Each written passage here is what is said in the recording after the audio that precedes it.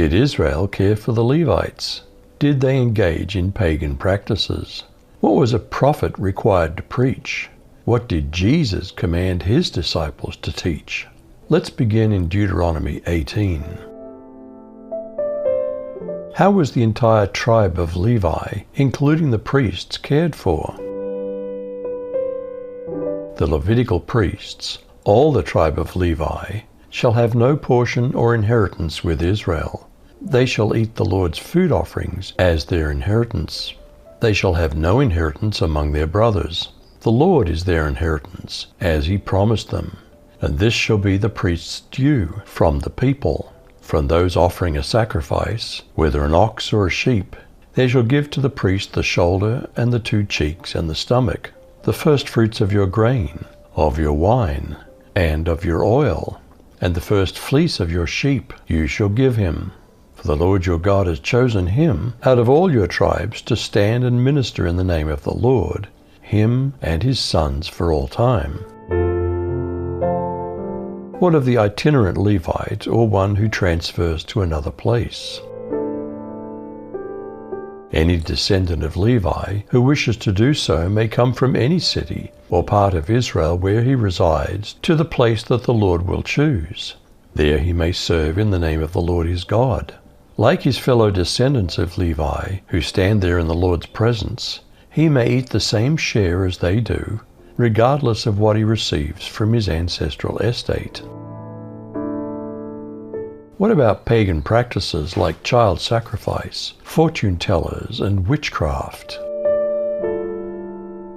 When you enter the land your Lord your God is giving you, do not imitate the detestable customs of those nations.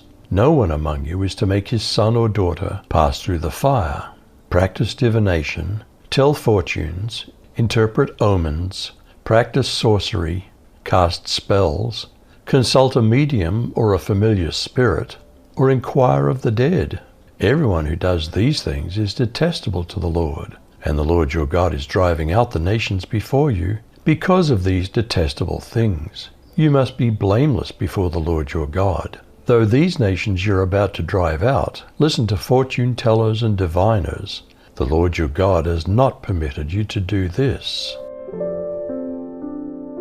Would there be prophets for the nation like Moses?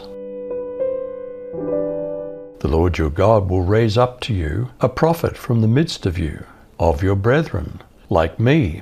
To him you shall listen, according to all that you desired of the Lord your God in Horeb, in the day of the assembly, saying, Let me not hear again the voice of the Lord my God, neither let me see this great fire any more, that I don't die.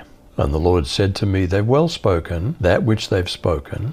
I'll raise them up a prophet from among their brethren, like you, and will put my words in his mouth, and he'll speak to them all that I shall command him. And it'll come to pass that whosoever will not listen to my words, which he shall speak in my name, I'll require it of him. What of those prophets who are tempted to speak words God did not authorize? But the prophet who speaks a word presumptuously in my name, which I've not commanded him to speak, or which he speaks in the name of other gods, that prophet shall die. Now you may say in your heart, How'll we know the word which Yahweh has not spoken? When a prophet speaks in the name of Yahweh, if the thing does not come about or come true, that's the thing which Yahweh has not spoken. The prophet has spoken it presumptuously. You shall not be afraid of him. What did Jesus command his disciples to teach? Teaching them to follow all that I commanded you, and behold, I'm with you always to the end of the age. Did Israel care for the Levites? Did they engage in pagan practices? What was a prophet required to preach? What did Jesus command his disciples to teach? You decide.